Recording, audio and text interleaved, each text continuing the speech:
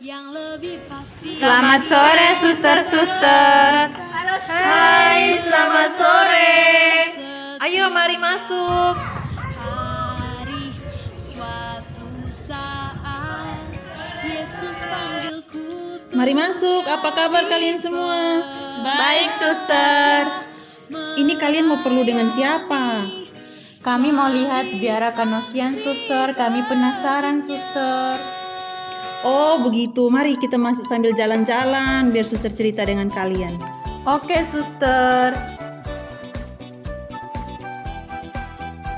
Mari teman-teman, nah kita duduk di sini dulu biar sambil minum.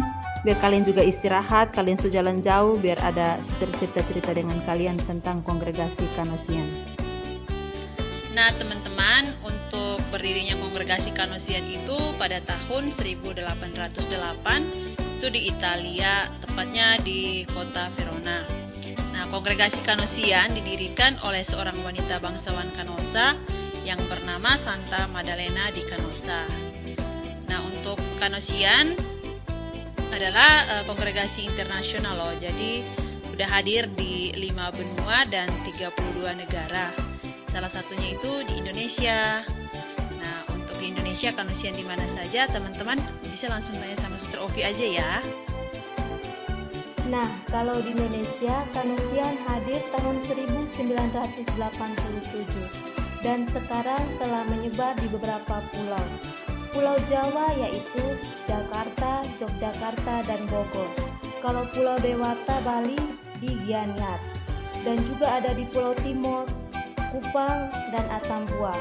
Dan juga yang terakhir Pulau Kalimantan yaitu Palangkaraya dan Kasongan. Ada yang mau bertanya lagi? Ya suster, saya mau tanya suster. Para suster berkarya dalam bidang apa saja ya suster? Oh, kalau karya kami ada 5 bidang, yaitu yang pertama, bidang pendidikan, bidang evangelisasi, pastoral orang sakit, latihan rohani atau retret, dan pembinaan kaum. Contohnya apa sus?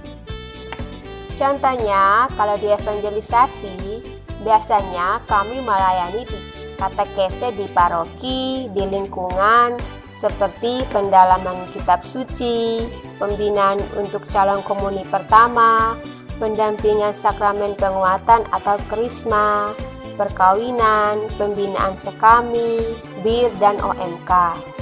Kalau di bidang pendidikan, kami biasanya berkarya di sekolah-sekolah.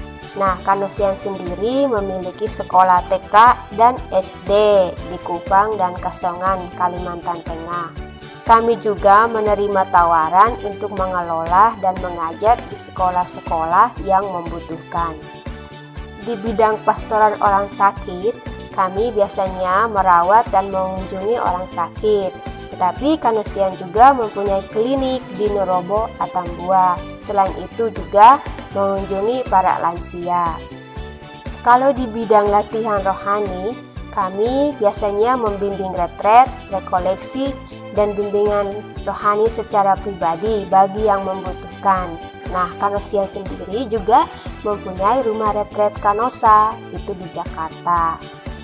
Di bidang pembinaan kaum awam, kami biasanya membimbing mereka yang ingin menghidupi karisma Kanosian, disebut awam Kanossa. Dan juga kami mendampingi anak-anak muda. Kalau untuk para gadis-gadis biasanya disebut PPW, Pusat Pemberdayaan Wanita, dan juga Sahabat Kanossa. Nah, jadi itulah karya kami para suster Kanosian. Suster, kalau aktivitas sehari-hari di biara apa saja? Oh, kalau di komunitas kami itu yang pastinya mengikuti perayaan Ekaristi setiap hari dan ibadat harian, lalu membersihkan biara, memasak, mencuci, berkebun. Para suster juga mau sehat loh, jadi ada juga waktu untuk olahraga serta rekreasi. Dan rekreasi itu biasanya outing atau kejar malam di komunitas saja sih begitu. Jadi inilah hidup kami sebagai suster-suster Kanosian. Kalau mau jadi suster Kanosian, apa saja syaratnya? Oh ya, yang jelas itu agama Katolik. batas usianya 20 sampai 35 tahun, terus lulus SMA atau sederajat, punya pengalaman kerja minimal 1 tahun, terus sehat jasmani dan rohani, surat keterangan dari dokter, surat rekomendasi dari pastor paroki, dan surat izin dari orang tua. Itu aja sih persyaratannya. Tahap-tahap pembinaannya apa, Sus? Nah, kalau mengenai tahap pembinaan, yang pertama aspiran, postulan, novis, lalu kaur pertama yang disebut junior. Wah, udah jam segini. Gimana? Oke, kami pakai dulu aja datang.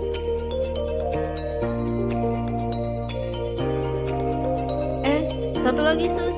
Mau tanya, kalau mau masuk biara, siapakah yang harus kami hubungi?